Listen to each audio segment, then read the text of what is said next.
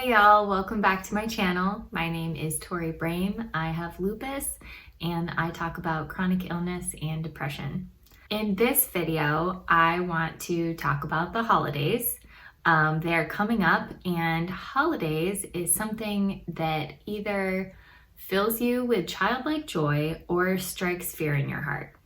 And more often than not, if you have a chronic illness, it does the latter. Somebody has a chronic illness and they are nervous about the holidays for so many reasons. So this video is kind of for both friends and family and also the person suffering from the chronic illness. I'm just going to paint a picture that I have heard over and over again. And if you have some kind of chronic illness, you can probably relate to it, or add in the comments something that you want to add to it, because I know I don't know everybody's story. And then if you love someone with a chronic illness, it is something that you can just kind of pay attention to and have more grace for that person because of that. So, holidays are coming. Really exciting time. A lot of stress, a lot of expense. Usually it involves moving locations, sleeping in a different bed, a lot of family coming in, and I don't care how close and wonderful your family is, there's stress surrounding like the holidays, like a family coming in.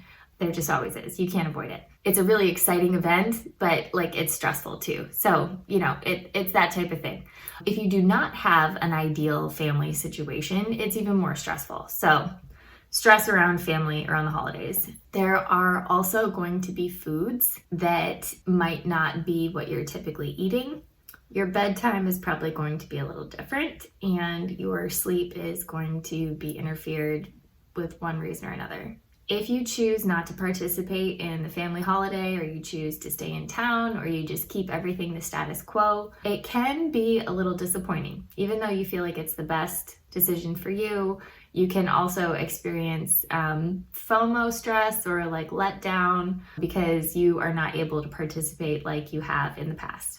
All that is the person with a chronic illness side. The family comes in, they want to love you and be accommodating. They typically say the wrong thing just because we're human, and unless you're actually going through a chronic illness or you have paid really, really close attention to somebody who is going through it, you tend to say the wrong thing. A lot of times, like, people who don't have it and they love somebody who has it, they're like acutely aware of that. And so they kind of tiptoe around the person and, just try different stuff that might work or might not work, or they just completely pretend like it doesn't exist because they're afraid of saying the wrong thing. Both sides are wildly uncomfortable. Having a chronic illness during the holidays sucks. It is terrible. So I'm just gonna throw that out there as like number one thing. It sucks for everybody. It sucks for your family, it sucks for your friends, it sucks for you. Just like know that and definitely give yourself grace during that. I do also want to talk about some things that you might be able to do ahead of time that might relieve some of that pressure. One is food. So if you do have a special diet, if you are a vegan and you're not going to be eating the turkey or the ham or whatever you guys have, if you are a gluten-free person and you're not going to have the stuffing or the rolls or anything like that, just like kind of set your boundaries ahead of time and let people know. If you have your family members that are coming to your house or you're going to the family member's house or something like that, tell them, hey, I'm bringing my own gluten-free stuffing, or I'm bringing my own cauliflower mashed potatoes because I'm not going to have the normal mashed potatoes that everybody else is having. Take as much responsibility for that as you can. Don't insist that your sister-in-law make an entirely gluten-free vegan Thanksgiving dinner, but do make sure you have something of your own. So I have had my special diet for this will be my 6th year that I've had it, where it's just no starch. So that cuts out all grains and also starchy vegetables. So my family is used to the fact that I bring my own cauliflower mashed potatoes. I don't expect anybody else to have them. I literally bring them from the freezer section and just pop them in the microwave because that is something that I would feel left out if I was the only one not having mashed potatoes. But I also let people know ahead of time. because there is nothing more awkward than wanting somebody to stick to their diet and not knowing how to say that. Also, if you are a family member, don't say, oh, you can't have this. It's rude, honestly, and it's pretty hurtful. We're grown-ups, some of us. I don't know if there's kids watching this, but obviously if you're watching this video, you're old enough to be able to control what goes into your mouth.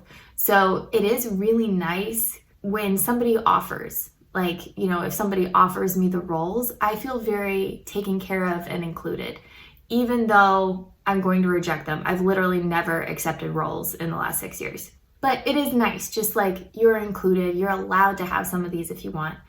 If the person with a chronic illness who is off rolls accepts, they decide to take them, don't act all surprised. They have weighed the pros and cons. They know that they're going to, suffer with whatever consequences, or, they've saved for this and it's kind of their cheat meal or whatever. Let them have their big decision. So don't ask them a million questions about it or pester them or anything like that. They know what they're doing. Just go ahead and trust them. Another thing is, if you are staying at somebody else's house, make sure you have enough stuff with you to make sure you have a good night's sleep. Also, prep people ahead of time. If your family is the kind that usually likes playing games deep into the night, let everybody know ahead of time, 9 p.m., I gotta be flat, otherwise I'm gonna be flaring and it's just gonna be miserable. And if you are a family member and your family member or loved one with chronic illness is saying, I'm not gonna do game night, or I'm not going to go to this game that we always go to during the holidays or whatever, accept that. Be on their side. Be like, okay, is there anything else I can do to help you? This is something that they need to keep themselves safe. So completely accept that. If you have decided to stay home instead of venturing out into, whatever chaos might make your chronic illness worse, prepare for that too. Make sure you're not just laying alone on the couch watching Friends. Make sure you have, Zoom meetings set up so that you can talk to the people that you love during their holidays. Or maybe Christmas movies. Maybe that's your thing, where you're just gonna watch Christmas movies and it's just gonna be a really great experience. Really take care of yourself and make sure that you're still having a good holiday during that time. If you are a loved one of somebody who decided to stay home during the holidays, think of what you can do to make that better. Even if it's Thanksgiving and you don't really exchange gifts during that time, maybe pop something in the mail ahead of time so that they can open it on that day to let them know that you love them and you're for them and you're really happy that they're taking care of themselves like they are. When it comes to physical activities, there are some families that enjoy the Thanksgiving 5K, what is it, Turkey Day 5K or something. There's a lot of cities that do them. If you have lupus or fibromyalgia or something, arthritis, anything like that, you are not going to feel good doing a 5K or maybe even going outside. Oftentimes, wind can be a really big trigger for people with chronic illnesses. Sun definitely is. That is documented over and over again. So you might not even be able to go out and sit on the sidelines and support everybody else. You might literally need to stay home. Again, prep people ahead of time. Set that boundary for yourself. Don't set yourself up for failure by saying, I'll see how I feel. It just puts so much pressure on you and other people to monitor you. The most important thing is that you have those boundaries. I'm not going to do this. I'm not going to participate in that. I'm going to eat this instead of that. But also not wavering in them, not apologizing for them. You really need to know that this is the best thing you can do for yourself and make that clear with the people you're spending the holidays with. If you are a loved one, let them know the plans ahead of time. Make sure that they know this day we're planning a hike. This day we are all going to the beach. Whatever your holiday tradition or whatever thing that you're planning on doing this round, make sure that they know so that they can think about it and prepare for it ahead of time. Also, support the hell out of your family member. Really, really try to let them know that they are loved and included and you just really want them to have a good time. And more than anything, you want them to be safe and pain-free as much as possible. So if they don't feel like they're able to participate in whatever, really support them through that. When it comes down to it, love is at the center of it. People want you to participate because they love you and they want to include you, and these are things that they really enjoy doing and they want you to be a part of it. Also, the person who is not able to participate for one reason or another, they're disappointed too. They want to do that. They want to be a part of the group, and more than anything, they want to show you that they love you in all the ways that it might be really hard, or they can't go on that run, or they can't eat your famous cinnamon rolls that they've been eating ever since they were 4 years old. They want to show that love to you. They want to show that appreciation. So if you are someone with a chronic illness, being nervous about letting somebody down or not being able to participate in all the activities, or having to have your own room when literally everybody else is sharing because it's really important that you have a good night's sleep, have that conversation ahead of time. Call whoever it is up, mom, grandma, aunt, mother-in-law, whoever, and say, hey, it's really important to me that I come because I'm really excited to see you and this is really nice for me and I've been looking forward to this a lot.